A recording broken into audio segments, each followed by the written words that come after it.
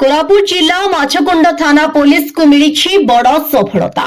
चोरा चालाण बेले 3टी बाइक सह 225 केजी गंजेई जबत होइथिबा बेले पुलिस को देखि चोरा चालाणकारी माने घटनास्थल फेरार हो जाइछन्ति। विशेष सूत्ररु खबर पाई माछकुंड थाना अधिकारी नेतृत्व में डी डैम निकटरे नाकाबंदी करा जायथिला। एही समय आंध्र सीमांत अंचलरू 3टी बाइक रे गंजेई नहीं आसुथबा बेले युवक माने पुलिस को देखि बाइक और गंजेई छाड़ी जंगल रास्ता दे फेरार हो जाइथिले।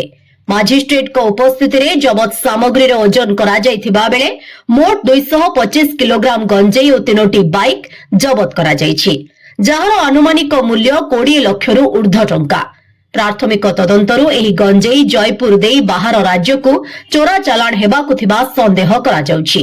मजिस्ट्रेट श्याममाड़ी सहित आईआरबी फोर्स सामिल थिले। फेरार अभियुक्तों को धरिबा पई पुलिस रो चढ़ाओ जारी रहिछि। कोरापुट जिल्लारू दुर्गा प्रसाद पाढ़ी रिपोर्ट, खबर तरंग।